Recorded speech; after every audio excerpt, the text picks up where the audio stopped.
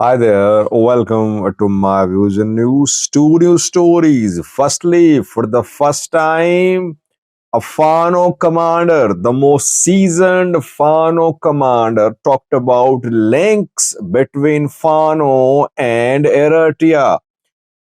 Tafra Mamo spoke about it. Former Amhara Special Force Chief, what did he say? The man led Amhara forces, special forces during Tigray war. Second viewers, Ethiopian parliament is going to amend the proclamation today, which empowers the federal government to intervene in regions. Voting discussions ongoing at the parliament these men. What is the significance of this amendment? Let's start viewers. Firstly, Amhara region of Ethiopia. Ethiopian government unofficially, not officially, has been accusing Eritrea of backing Fano fighters. Milatu Tishom, a former Ethiopian president, in an article written for Al Jazeera, accused Eritrea of supporting Fano fighters and disgruntled splinter TPLF faction in the Tigray region. Uh, Eritrea denies, Eritrea dismisses these allegations as false, but we know that during Tigray war, when Eritrean Defense Force and Ethiopian National Defense Force they fought side by side against Tigray fighters. Back then, Fano fighters, Amhara forces were trained in Eritrea, and Eritrean military instructors were seen in Amhara region training Amhara special forces. It wasn't a secret. Everyone knew about it. But question is, what is the current situation? Is Eritrea really backing Fano fighters? Is Eritrea on any level in touch with Fano fighters? Tafra Mamo spoke about it. Who is Tafra? Tafra is Amhara Special Force former chief. While he was the ASF chief, ASF and Eritrean forces operated jointly against Tigray fighters. So he has connections definitely with Eritrean security structure. Tafra joined Fano over a year ago, and he has been trying to establish central command in Fano. He talked about 3 points in an interview yesterday. Firstly, he said there is a huge chance that Fano will work with Eritrea. What is the meaning of it? Does it mean that Fano groups are not working with Eritrea, but there is possibility, there is likelihood that Fano groups will start working with Eritrea? Well, I think that Fano groups and Eritrea, they will never publicly acknowledge their alliance.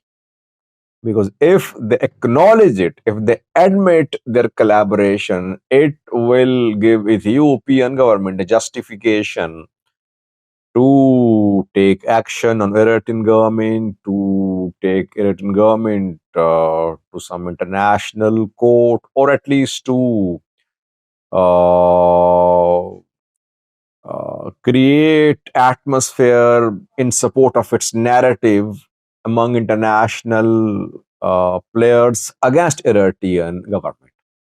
That is why publicly Fano and Eritrea will never acknowledge their collaboration.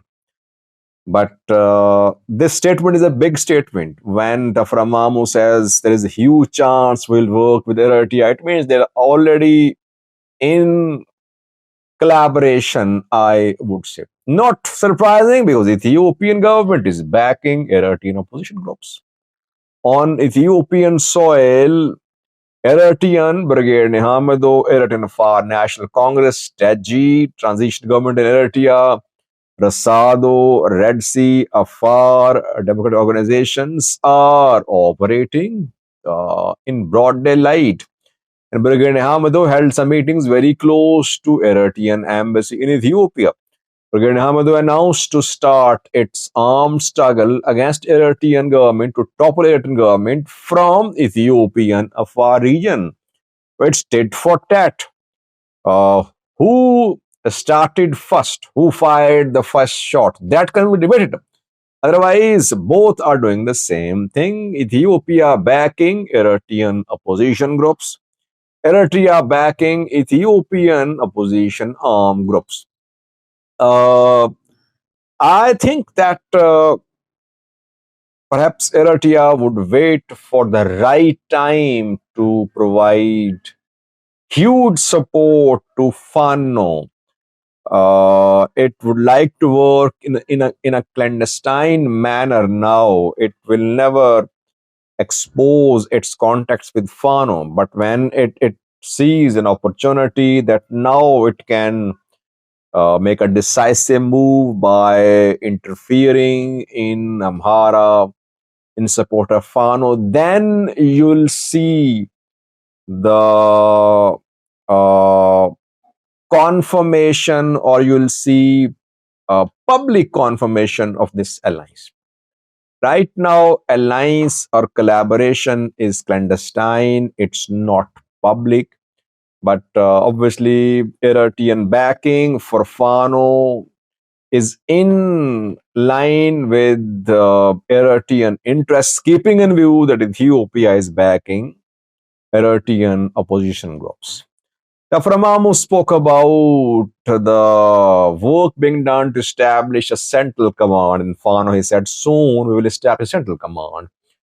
I said that, if you remember, a few days ago, that Fano groups have reached some understandings. They're close to making final progress about the establishment of a central command. Yes, they have made some progress.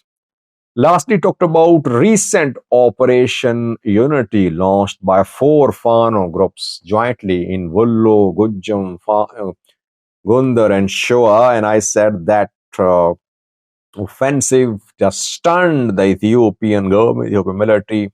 After that, we saw big changes. Amhara region security chief, head of peace and security bureau fired.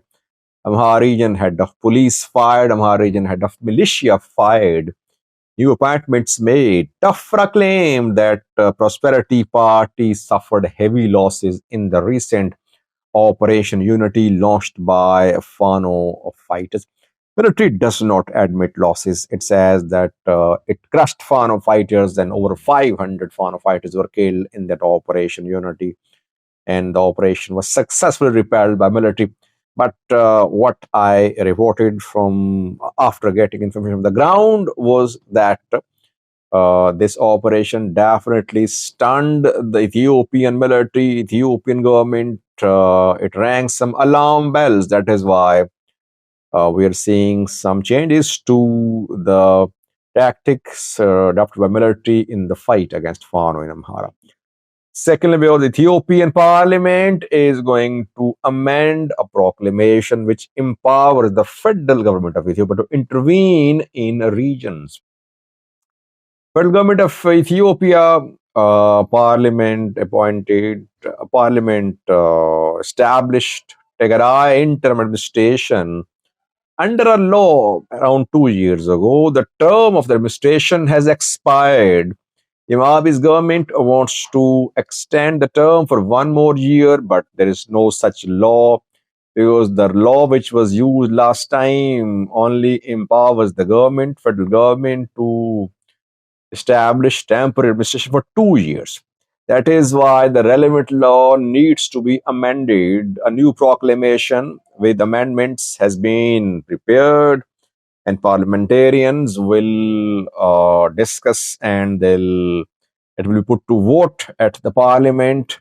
Amendments have not been made public. We are hearing some sources about the amendments, but we'll have to wait to see. If this proclamation is amended, it means that federal government will be able to extend the term of the temporary administration in Tigray for 1 year. And during the 1 year, I think Tigray government will have to make preparations for the next election. And for that, you need other issues to be solved as well, like return of IDPs, like the status of Ulkaya, Tumera Sagade, etc. We'll have to wait to see which amendments will be added to this proclamation. People say that federal government might empower itself more through the new amendments. We can only talk about that once we know what amendment has been proposed, and which amendments have been approved by the parliament. So we'll have to wait for that. But I think TPLF and Tigray military, they have reached an understanding with the federal government about the tenure of the new administration, about the role of Tigray military, about the appointment of Tigray president. This legislation amendment seems to be just a formality. But let's see, we'll have to wait to see the actual proclamation after the amendment is passed. Thank you for watching.